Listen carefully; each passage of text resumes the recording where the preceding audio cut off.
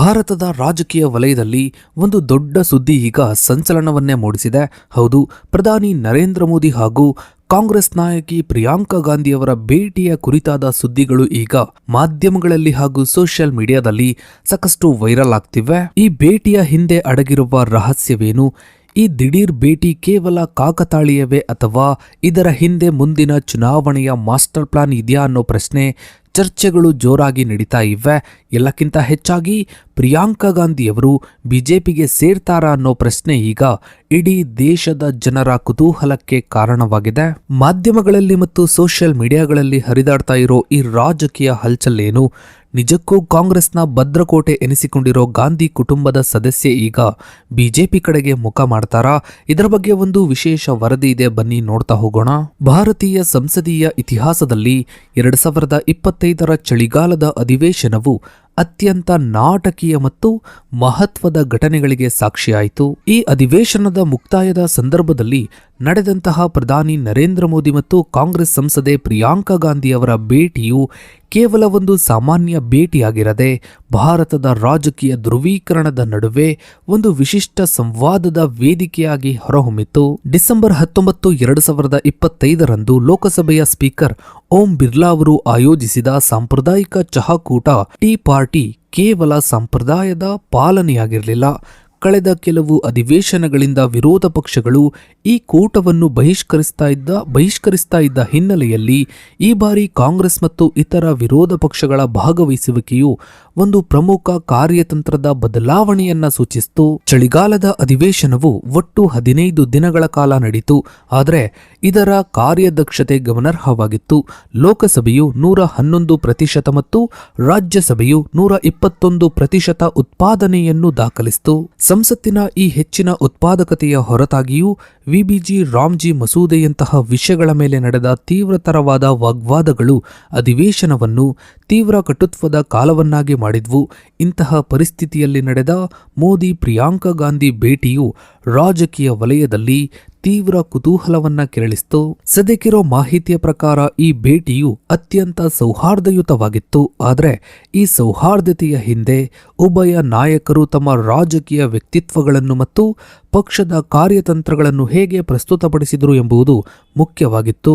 ಭೇಟಿಯ ವೇಳೆ ನಡೆದ ಒಂದು ಅತ್ಯಂತ ಆಸಕ್ತಿದಾಯಕ ಚರ್ಚೆ ಎಂದರೆ ಪ್ರಿಯಾಂಕಾ ಗಾಂಧಿಯವರು ತಮ್ಮ ಕ್ಷೇತ್ರವಾದ ವಯನಾಡಿನ ನೀಲಿ ಅರಿಶಿನ ಅಥವಾ ವಿಶೇಷ ಗಿಡಮೂಲಿಕೆಯ ಬಗ್ಗೆ ಪ್ರಧಾನಿ ನರೇಂದ್ರ ಮೋದಿಯವರೊಂದಿಗೆ ಹಂಚಿಕೊಂಡ ಮಾಹಿತಿ. ಅಲರ್ಜಿ ಮತ್ತು ಗಂಟಲಿನ ಸಮಸ್ಯೆಗಳಿಗೆ ಈ ಗಿಡಮೂಲಿಕೆ ಅತ್ಯಂತ ಪರಿಣಾಮಕಾರಿ ಎಂದು ಅವರು ವಿವರಿಸಿದ್ರು. ಈ ಸಲಹೆಯನ್ನು ಅವರಿಗೆ ಅವರ ಸಹೋದರ ರಾಹುಲ್ ಗಾಂಧಿಯವರು ನೀಡಿದ್ದರು ಎಂಬುದು ಮತ್ತೊಂದು ವಿಶೇಷ. ಪ್ರಧಾನಿ ಮೋದಿ ಮತ್ತು ರಕ್ಷಣಾ ಸಚಿವ ರಾಜನಾಥ್ ಸಿಂಗ್ ಅವರು ಈ ಮಾಹಿತಿಗಳನ್ನು ನಗುಮುಖದಿಂದಲೇ ಸ್ವೀಕರಿಸಿದ್ರು. ಇದು ರಾಜಕೀಯ ವೈರತ್ವದ ನಡುವೆಯೂ ವೈಯಕ್ತಿಕ ಕಾಳಜಿಯ ಲಕ್ಷಣಗಳನ್ನು ಸೃಷ್ಟಿಸಿತು. ಇನ್ನು ಇತ್ತೀಚೆಗೆ ಪ್ರಧಾನಿ ಮೋದಿಯವರು ಇಥಿಯೋಪಿಯಾ, ಜಾರ್ಡನ್ ಮತ್ತು ಒಮಾನ್ ದೇಶಗಳಿಗೆ ನೀಡಿದ 3 ರಾಷ್ಟ್ರಗಳ ಪ್ರವಾಸದ ಬಗ್ಗೆ ಪ್ರಿಯಾಂಕಾ ಗಾಂಧಿಯವರು ವಿಚಾರಿಸಿದರು. ಇದಕ್ಕೆ ಉತ್ತರಿಸಿದ ಪ್ರಧಾನಿಗಳು ಇಥಿಯೋಪಿಯಾದ ಬಗ್ಗೆ ಭಾರತೀಯರಲ್ಲಿರುವ ಕಲ್ಪನೆಗೂ ಅಲ್ಲಿನ ವಾಸ್ತವಕ್ಕೂ ದೊಡ್ಡ ವ್ಯತ್ಯಾಸವಿದೆ. ಆ ದೇಶವು ಆರ್ಥಿಕವಾಗಿ ಮತ್ತು ಸಾಮಾಜಿಕವಾಗಿ ವೇಗವಾಗಿ ಪ್ರಗತಿಯನ್ನ ಹೊಂದುತ್ತಿದೆ ಎಂದು ಅವರು ವಿವರಿಸಿದರು. ಈ ಚರ್ಚೆಯು ವಿರೋಧ ಪಕ್ಷದ ನಾಯಕಿಯೊಬ್ಬರು ಸರ್ಕಾರದ ವಿದೇಶಾಂಗ ನೀತಿಯ ಫಲಿತಾಂಶಗಳ ಬಗ್ಗೆ ತೋರಿದ ರಕ್ಷಣಾತ್ಮಕ ಆಸಕ್ತಿಯನ್ನ ಪ್ರತಿಬಿಂಬಿಸುತ್ತೆ. ಸಂವಾದದ ಮತ್ತೊಂದು ಆಕರ್ಷಣೆ ಎಂದರೆ ಭಾಷೆಯ ಬಳಕೆಯ ಬಗ್ಗೆ ನಡೆದಂತಹ ಚರ್ಚೆ.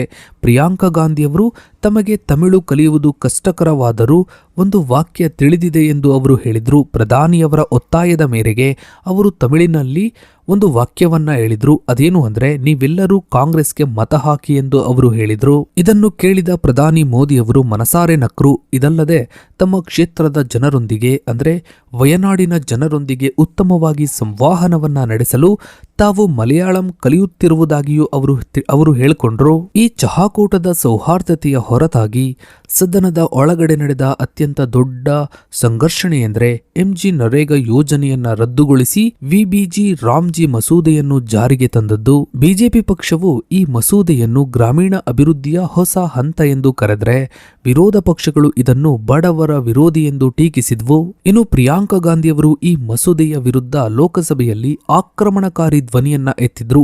ಸರ್ಕಾರವು ಹೆಸರನ್ನ ಬದಲಿಸುವ ಗೀಳು ಅನಾಗತ್ಯ ವೆಚ್ಚಗಳಿಗೆ ಕಾರಣವಾಗುತ್ತಿದೆ ಎಂದು ಅವರು ದೂರಿದರು.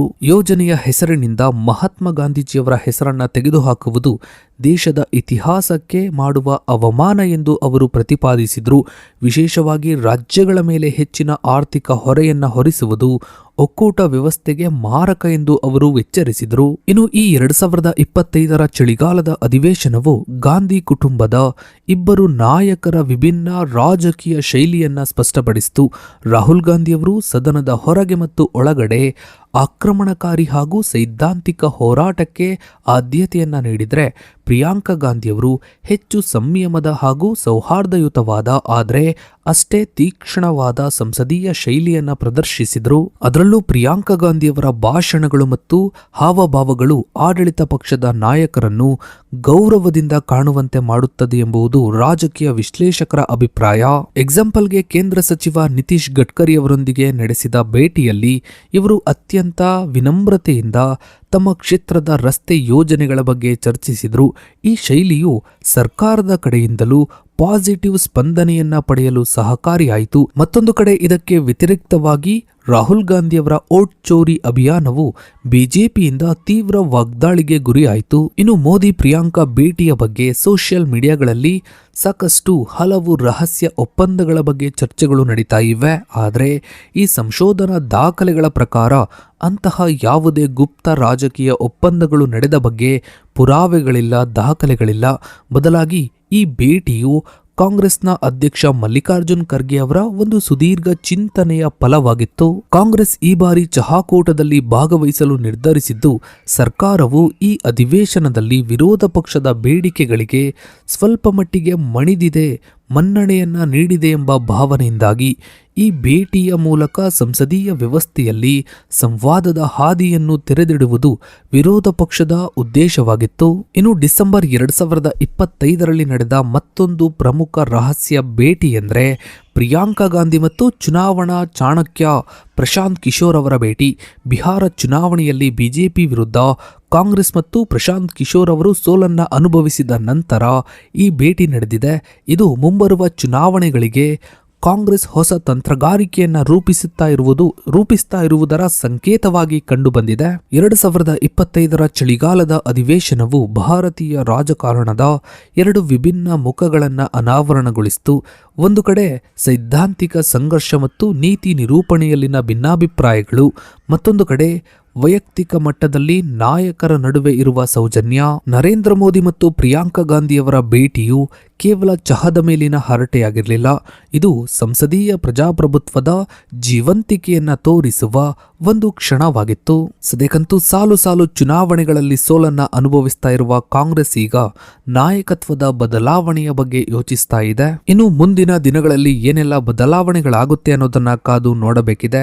ಸೊ ಇದಾಗಿತ್ತು ಸ್ನೇಹಿತರೆ ಇವತ್ತಿನ ಈ ಒಂದು ವಿಡಿಯೋದ ಬಗ್ಗೆ ನಿಮ್ಮ ಅನಿಸಿಕೆ ಅಭಿಪ್ರಾಯಗಳನ್ನ ತಪ್ಪದೆ ಕಮೆಂಟ್ ಸೆಕ್ಷನ್ ಅಲ್ಲಿ ಕಮೆಂಟ್ ಮಾಡಿ. ಹಾಗೆ ವಿಡಿಯೋಗೊಂದು ಲೈಕ್ ಮಾಡ್ತಾ ವಿಡಿಯೋನ ಆದಷ್ಟು ಎಲ್ಲ ಕಡೆ ಶೇರ್ ಮಾಡಿ. ನೀವಿನ್ನು ನಮ್ಮ ಚಾನಲ್ಗೆ ಸಬ್ಸ್ಕ್ರೈಬ್ ಆಗಿಲ್ಲ ಅಂದ್ರೆ ಕೆಳಗಡೆ ಕಾಣ್ತಾ ಇರೋ ಸಬ್ಸ್ಕ್ರೈಬ್ ಬಟನ್ ಕ್ಲಿಕ್ ಮಾಡಿ. ಹಾಗೆ ಪಕ್ಕದಲ್ಲಿ ಕಾಣೋ ಬೆಲ್ ಐಕಾನ್ ಕೂಡ ಕ್ಲಿಕ್ ಮಾಡಿ. ಥ್ಯಾಂಕ್ಸ್.